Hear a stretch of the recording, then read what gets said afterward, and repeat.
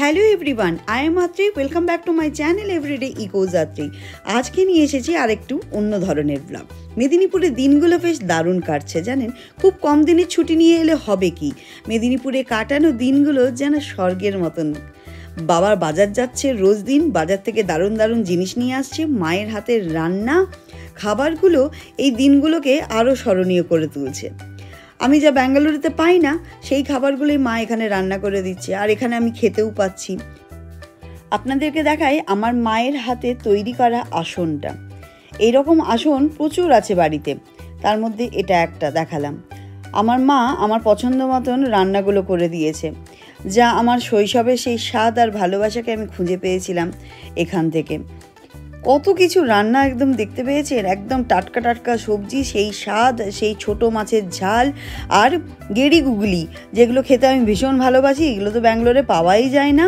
আর গাছের লেবু, ডাল, ভাত, উফ কি অমৃত, মানে একদম মুখে স্বাদ লেগে থাকার মতন। খাওয়া দাওয়া সেরে সন্ধেবেলায় গিয়েছিলাম আমার স্কুলবেলার বান্ধবীর বাড়িতে। এই দেখুন, মেদিনীপুরে আদি মোহিনীমোহন কাঞ্জিলালও খুলে গেছে। এটা খুলে গিয়েছিল সেই অনেক বছর আগে। আর এখানে স্ট্রিট ফুডের দারুণ চল রয়েছে জানেন। আর সিকান্দারের ফুচকা হচ্ছে এখানে ফেমাস। মেদিনীপুরে যদি সিকান্দারের ফুচকাই না খেলেন তাহলে আর খেলেন কি, এই রকমই ব্যাপার স্যাপার। পৌঁছে গেছি বান্ধবীর বাড়িতে। স্কুল জীবনের বন্ধুত্বগুলো মেদিনীপুরে ফিরে এলে নতুন করে বেঁচে ওঠে আবার। স্কুল ফ্রেন্ড আর অঙ্কিত চলে আসো। এই হচ্ছে অঙ্কিত বাবু। ওই ইয়েলো ইয়েলো করে টুইনিং করে মা বলতে। হ্যাঁ সত্যি ইয়েলো ইয়েলো টুইনিং আছে। ঠিক আছে, ওদের জন্য যে গিফটগুলো ছিল সেই জিনিসগুলো হচ্ছে দিতে এলাম। দেবো হ্যান্ড ওভার করে। সত্যি বাহ, ঠাকুরের একদম। জয় জগন্নাথ। ইন্দ্রাণীর বাড়িতেই খেলাম প্রথম জয়নগরের মোয়া। আর বাকি খাবারগুলোর ফটো তোলা হয়নি, কেন কি আমরা গল্পে এতটাই মজে গিয়েছিলাম পুরনো স্মৃতি চারণ করতে করতে, সেগুলো আর হয়ে ওঠেনি, ফটো তোলাও আর হয়ে ওঠেনি।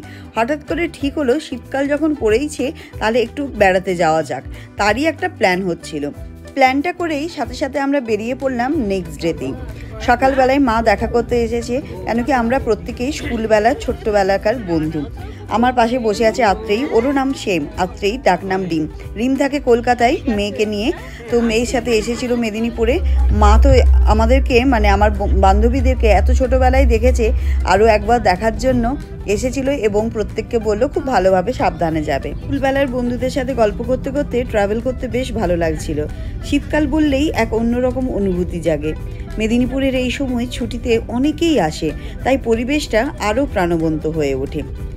এই যে রাস্তার দুদিকে সবুজ আর হলুদ রঙের একদম সর্ষে ক্ষেত দেখতে পাওয়া যাচ্ছে, এত ভালো লাগছে সর্ষে ক্ষেতগুলো দেখে, সে আর কীভাবে বর্ণনা করব।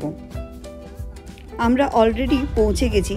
আমাদের আজকের গন্তব্য ছিল ঝাড়গ্রাম। ঝাড়গ্রাম অরণ্যের সৌন্দর্যে মোহিত। ঝাড়গ্রামের প্রাকৃতিক সৌন্দর্য বরাবরই মন কাড়ে। এখানকার শাল জঙ্গলের জন্য ঝাড়গ্রামকে অরণ্য সুন্দরীও বলা হয়। আমরা প্রথমেই গিয়েছিলাম ক্রিস গার্ডেনে। আমাদের বাড়ি থেকে ঝাড়গ্রামের দূরত্ব প্রায় 50 কিলোমিটার, আর যেতে সময় লেগেছিল 1 ঘন্টা 10 মিনিট। কি অপূর্ব লাগছে দেখুন শাল জঙ্গলটা, চোখগুলোকেও একটু শান্তি দিতে পারছি মনে হচ্ছে। এবার মেন রোড থেকে আমরা একটা ছোট্ট মেঠো রাস্তা, লাল রঙের রাস্তায় ঢুকে পড়েছি আর পৌঁছে গেছি ক্রিস গার্ডেনে। ডান দিকে রয়েছে টিকিট কাউন্টার। টিকিট কাউন্টারে টিকিটের প্রাইস কত সেটা ঠিক আমার জানা নেই, আমার বান্ধবী টিকিটগুলো করেছিল, তাই জন্য আপনাদেরকে সঠিক দামটা বলতে পারলাম না। ক্রিস গার্ডেন যেন প্রকৃতির এক স্বর্গ, এসে খুব ভালো লাগলো এখানে। চারপাশে সবুজে ঘেরা পরিবেশ আর শীতকালের বিভিন্ন রঙের ফুল গার্ডেনকে আরও মোহনীয় করে তুলেছে। বড় বড় গোলাপের সৌন্দর্য দেখে তো চোখ ফেরানোই যাচ্ছিল না, এত সুন্দর।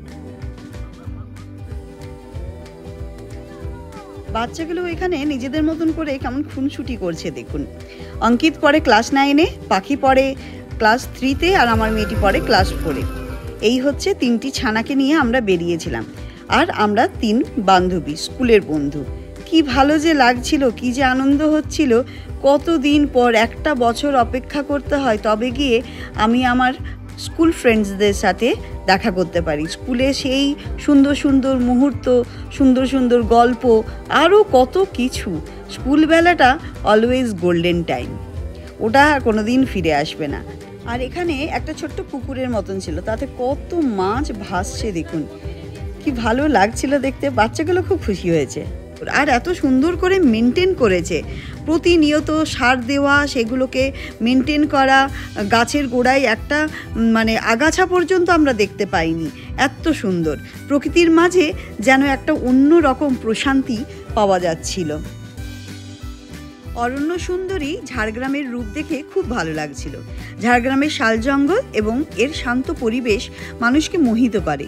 চারপাশে সবুজ আর ফুলের বাহার এবং জঙ্গলের মাধুর্য যেন এক অন্য জগতে নিয়ে যাচ্ছিল বারবার।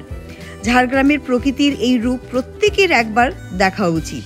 এটি এমন একটি জায়গা যেখানে প্রকৃতি এবং আধুনিকতার মিল রয়েছে। ভ্রমণ পিপাসুদের জন্য একটা বার্তা দিতে চাই, যারা প্রকৃতিপ্রেমী তারা কিন্তু অবশ্যই একবার আসবেন। ঝাড়গ্রাম আপনাদের জন্য হবে একেবারে একটা আদর্শ জায়গা।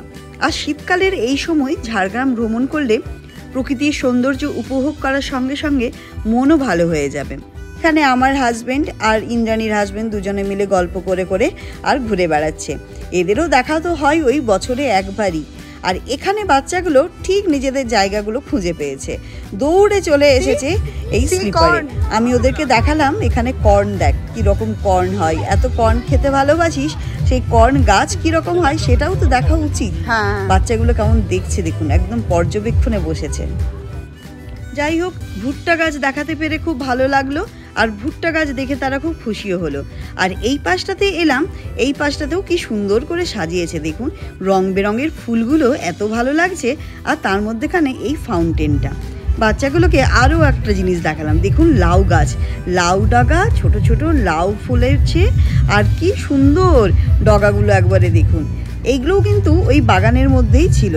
লাউ ডগা ছিল, লাউ গাছ, আর কুমড়ো গাছ, শিম গাছ, এগুলো অনেকগুলো গাছ ওদেরকে দেখাতে পেরেছিলাম। এইখানে বাচ্চাগুলোকে দেখুন কীরকম দুষ্টুমিটাই করছে, শৈশবে ফিরে যাওয়া আর কি। গার্ডেনে গিয়ে ছোটদের সঙ্গে সময় কাটিয়ে নিজেরাও যেন শৈশবে ফিরে গিয়েছিলাম। সেখানে খেলার মধ্যে একটা শিশুসুলভ আনন্দ ফিরেও পেলাম। পুরো দিনটাই আনন্দ আর হাসি মজায় ভরপুর ছিল জানেন। একটু করে আমরাও ঘুরলাম ফিরলাম, আনন্দ করলাম, আর ওই শৈশবের দিনগুলোকে আর একটু মনে করিয়ে নিলাম। চলুন এবার আপনাদেরকে দেখাই ক্রিস গার্ডেনে থাকার জন্য অতিথিশালা বা গেস্ট হাউস এবং কটেজেসও প্রচুর রয়েছে। সেখানে রেস্তোরাঁও রয়েছে যেখানে সাধারণ অথচ সুস্বাদু খাবার পাবেন। এখানে ভিডিওটা পজ করে আপনারা কন্ট্যাক্ট নাম্বারটা সেভ করে রাখতে পারেন। আপনারা আসতেই পারেন এখানে। অতিথিশালায় খুব একটা খরচ বেশি নয়, আর প্রতিদিন রাতের জন্য মানে পার নাইটের জন্য 2,500 থেকে 3,000 টাকাই নেয়। এখানে থাকার অভিজ্ঞতা আপনাদের খুব ভালো লাগবে, আর ভীষণ সুন্দর, পরিষ্কার পরিচ্ছন্ন, ছিমছাম। আর এখানকার যে রেস্টুরেন্ট ছিল, রেস্তোরাঁ, সেটাও কিন্তু খুব ভালো ছিল। সেখানকার খাবার দাবার আমরা খেয়ে এসেছি। এই দেখুন, এগুলো হচ্ছে গেস্ট হাউস। এখানে আপনারা এসে থাকতেই পারেন, বুকিংও করতে পারেন। বুকিং কন্ট্যাক্ট নাম্বারটা ওখানে দেওয়া আছে, দেখে নিয়েছেন।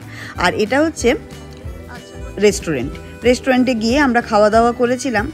একদম সাদা মাটা বাড়ির খাবার যেরকম হয়, ঠিক রেস্টুরেন্টের খাবারটা ওই রকমই টেস্টের ছিল। একদম যেই বাড়িতে বানানো যেরকম চায়, অতি সাধারণ অথচ সুস্বাদু খাবার পরিবেশন করেছিল এরা। আর এখানে এই কাঠের তৈরি করা কিছু স্কাল্পচার ছিল, যেগুলো দেখে খুব ভালো লাগছিল আমার। খুব সুন্দর, ভীষণ।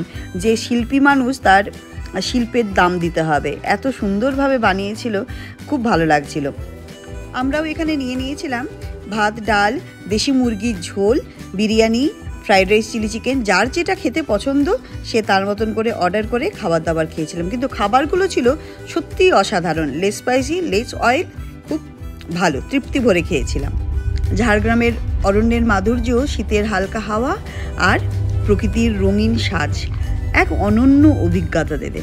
খাওয়া দাওয়া আর ঘোরাফেরার শেষে আমরা গেছিলাম দ্বিতীয় গন্তব্যস্থলে। সেই ব্লগটা নিয়ে আসবো অন্য আরেক দিন। আর আজকের ব্লগটা, আজকের ভ্রমণের ব্লগের অভিজ্ঞতা আপনাদের যদি ভালো লেগে থাকে তাহলে অবশ্যই ব্লগটি শেয়ার করবেন। আর এই ব্লগটা এখানেই শেষ করছি। যদি ভালো লেগে থাকে তাহলে লাইক, শেয়ার, সাবস্ক্রাইব আর অবশ্যই কমেন্ট করবেন। আর ঝাড়গ্রামের অরণ্য সুন্দরীর কাছে আপনিও আসুন, প্রকৃতির সৌন্দর্যে মোহিত হয়ে যান। চলুন ব্লগটা এখানে শেষ করছি। টাটা bye bye, thank you so much.